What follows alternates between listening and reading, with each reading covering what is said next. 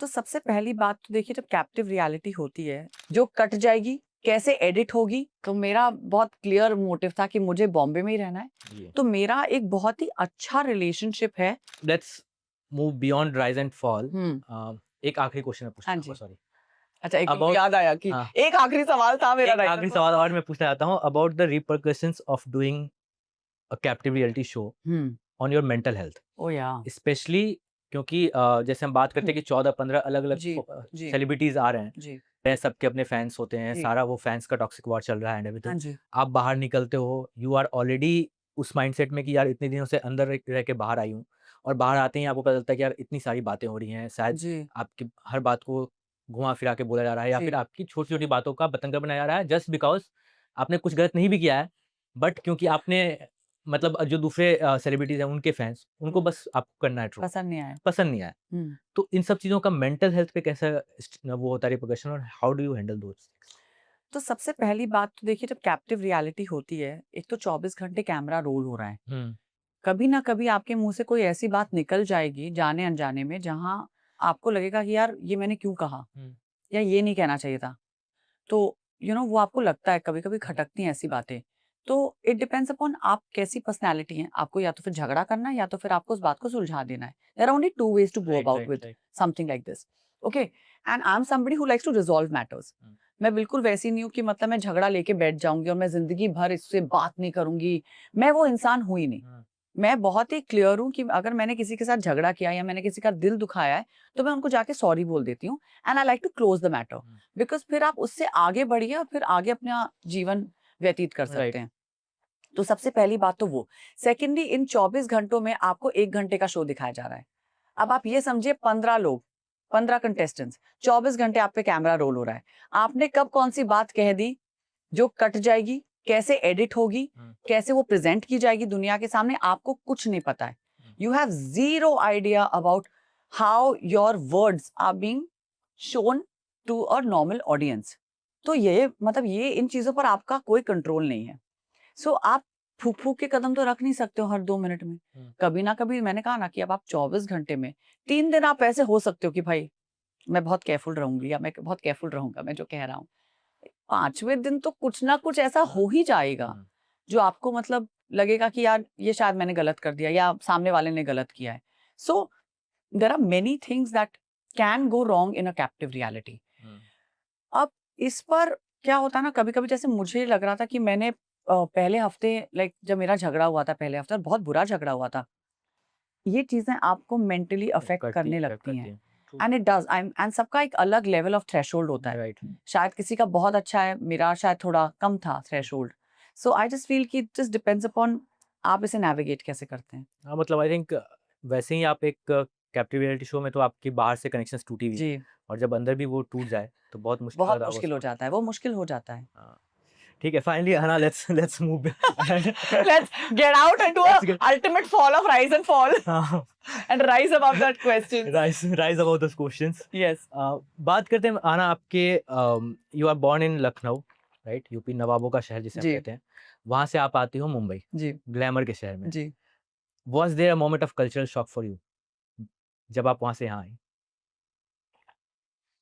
Well, जब मैं लखनऊ से पहली बार बॉम्बे आई थी, सबने मुझसे तू कहकर बात की थी, तो मैंने कहा भाई तुम लोग तू कहकर क्यों बात कर रहे हो, आप कहकर आप बात करिए ना। हाँ, तो मैंने तो मुंह पे सुनाया था, मैंने कहा आपको तमीज नहीं है, सलीका नहीं है बात करने का, आप कैसे तू करके बात करें, आप कहकर बात करिए। हुँ, तो उस टाइम सब मेरी 2-3 फ्रेंड्स जो बेस्ट फ्रेंड्स है मेरी, हुँ, उन्होंने मुझे पागल वागल बोला था, बोला पागल ही है। मैंने कहा अच्छा, मुझे नहीं पता था यहाँ पर लोग तू नॉर्मल होता है, हाँ, बिकॉज महाराष्ट्र में तू राइट, का कल्चर है।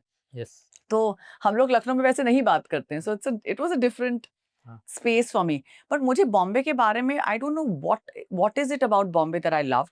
हुँ, क्योंकि यहाँ पर एक खुलापन है, हुँ, यहाँ पर एक आज़ादी है, हुँ, जो अगर आप यूपी से आते हैं और आप लड़की, आपको ये पता होनी चाहिए बात कि 5 या 6 बजे के बाद आप घर से बाहर बिना किसी, एटलीस्ट जब मैं छोटी थी तब तो होता था, हुँ, अब तो खैर बहुत चीज़ें बदल गई हैं वहाँ पर आप घर से बाहर नहीं निकल पाते थे without a male accompanying you somewhere. Hmm, it was not safe.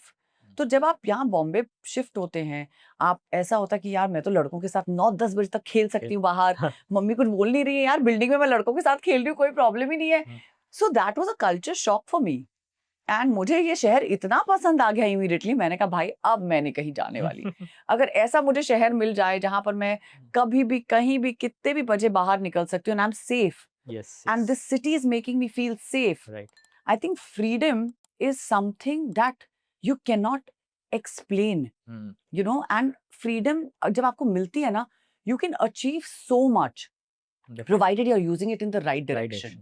Hmm. You know, तो I felt कि जो freedom मुझे बम्बई शहर में आके मिली, वो मुझे लखनऊ में नहीं मिली थी। Hmm. तो इस शहर ने मेरा बहुत पर्सपेक्टिव बदला है। और अगर आपको काम करने का शौक है Hmm. या अगर आपके अंदर जज्बा है काम करने का, ये शहर आपको बहुत देता है। और ये मैंने बात मतलब बहुत पहले समझ ली थी।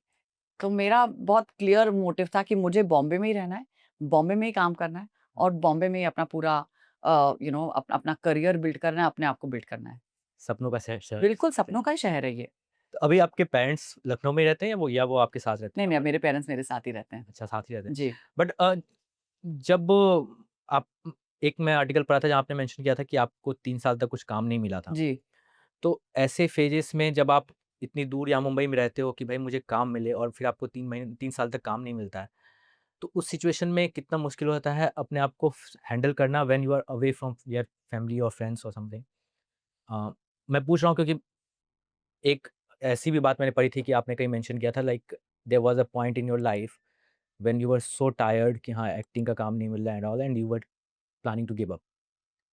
Is that true? ऐसा हुआ था? I mean, it wasn't only about the acting that was making me want to give up. At that time, I think I was dealing with a lot more. Hmm. And it wasn't only सिर्फ कि acting की वजह से मैं give up करना चाहती हूँ। मैंने पिछले 2-3 सालों में बहुत चीज़ें ट्राई की हैं, बहुत नई-नई चीज़ें करने की कोशिश की है। मैंने एक क्लोथिंग ब्रांड ओपन किया, मैंने एक प्रोडक्शन हाउस प्रोडक्शन हाउस खोल स्टार्ट लिया किया, है राइट। और अब हम लोग धड़ल्ले से काम भी कर रहे हैं उस प्रोडक्शन हाउस में।